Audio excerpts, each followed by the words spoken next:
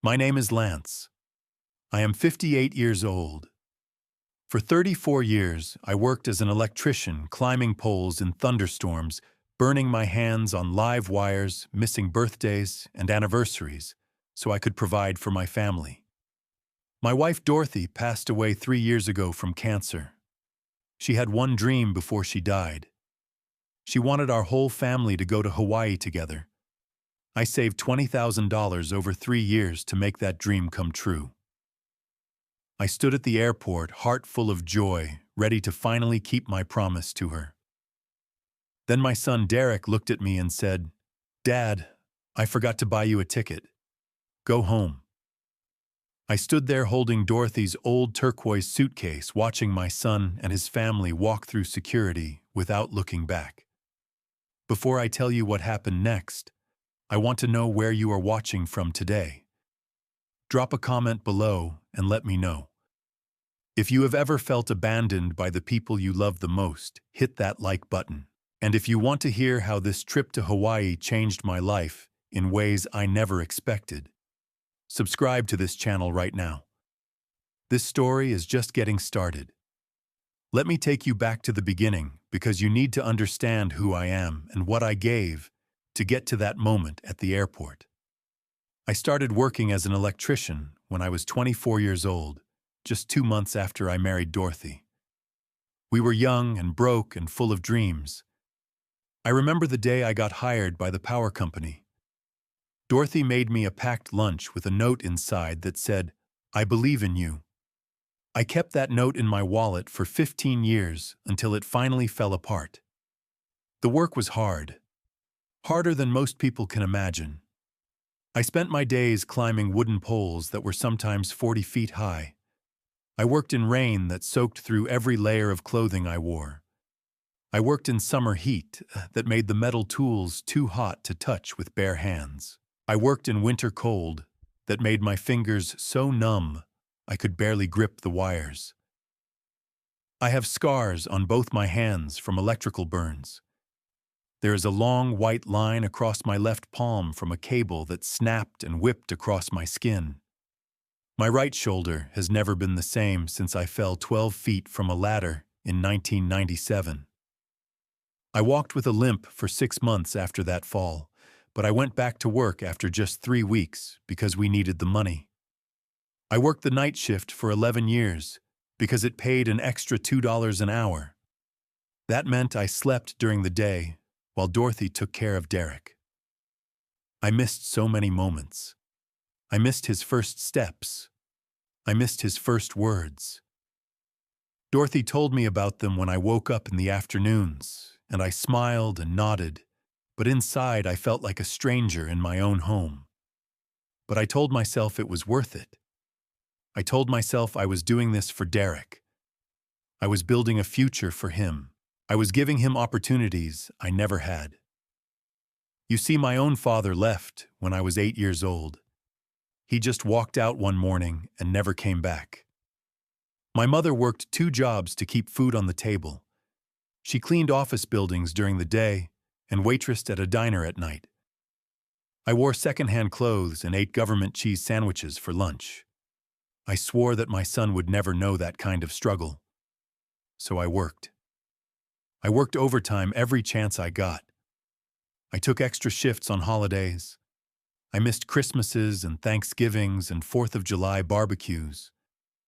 I told Dorothy I was doing it for us, for our future, for Derek's future. She understood. She always understood.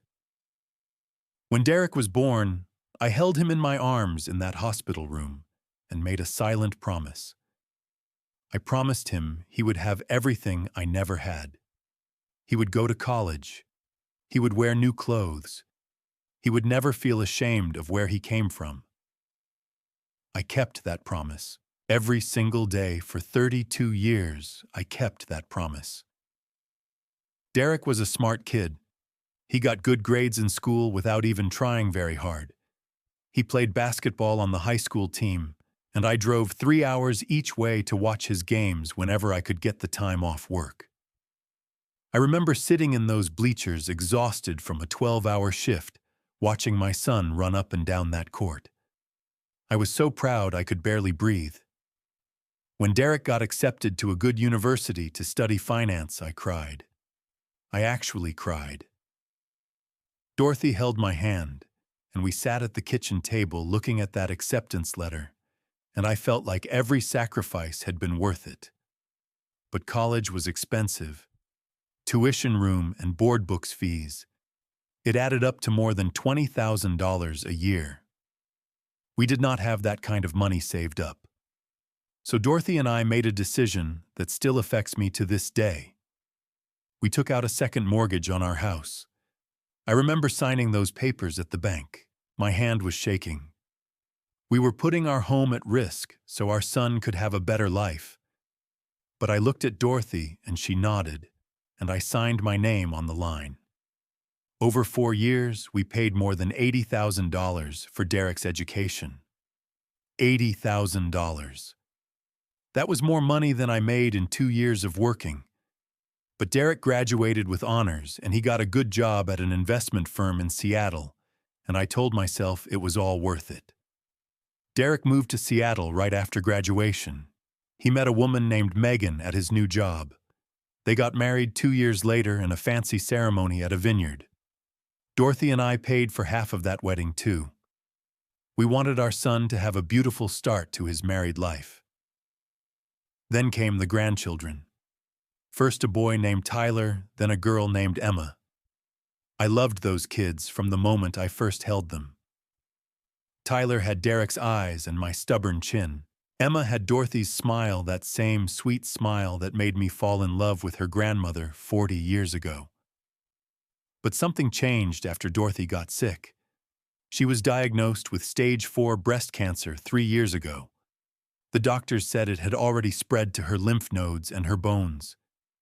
They gave her 6 months to live. She fought for 8.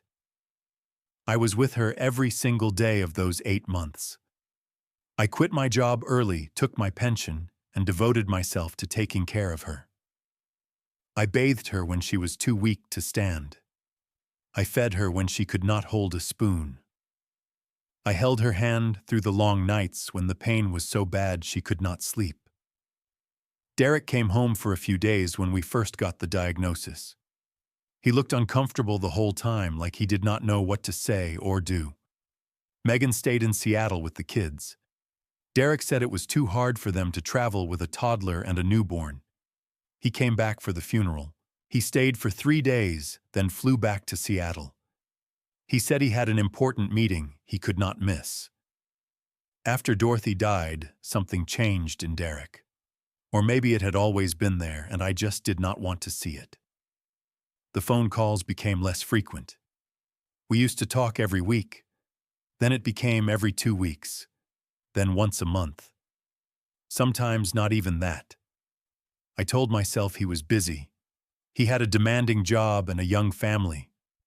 I understood. I had been busy too when I was his age. I made excuses for him, because that is what fathers do. But I missed Dorothy terribly, and I missed my son, and I missed those grandchildren who were growing up without really knowing me. That is when I remembered Dorothy's dream. She always wanted to take the whole family to Hawaii. She would cut pictures out of travel magazines and tape them to the refrigerator. Palm trees and beaches and sunsets over the ocean. She said it would be the perfect way to bring everyone together to create memories that would last forever. Before she died, she held my hand and whispered, "Take the family to Hawaii for me, Lance.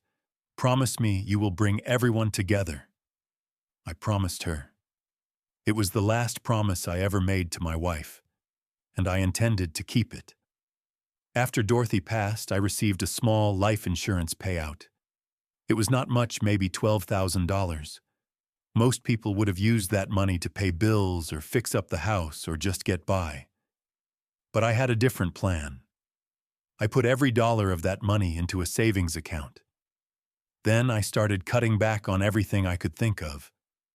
I stopped eating out. I cooked every meal at home, simple things like rice and beans and canned vegetables. I stopped buying new clothes. I wore the same shirts and pants I had worn for years, patching holes when they appeared. I sold my old pickup truck, the one I had driven for 15 years. It was a good truck, reliable and comfortable, but I knew I could get by with something smaller and cheaper. I bought a used compact car that got better gas mileage and cost half as much to insure. Even though I was retired, I started taking odd jobs in the neighborhood. Word got around that old Lance, the electrician, was available for small repairs. I fixed faulty outlets and replaced ceiling fans and installed new light switches. The money was not much, maybe $50 or $100 per job, but every dollar went into that savings account. I had a goal. I had a number in my mind. $20,000. That would be enough to pay for flights, hotel food, and activities for the whole family. Derek, Megan, Tyler, Emma, and me. 5 people, 1 week in paradise, one last chance to fulfill Dorothy's dream. It took me 3 years to save that money. 3 years of sacrifice and discipline and lonely nights in an empty house. But I did it. By the spring of this year, I had exactly $20,000 in my savings account. I called Derek on a Sunday evening.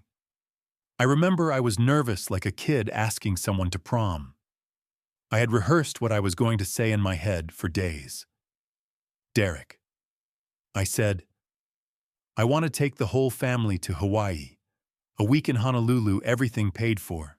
Flights, hotel, food, activities. I will cover everything. This was your mother's dream, and I want to make it happen. There was silence on the other end of the line for a long moment. Then Derek said, That is very generous, Dad.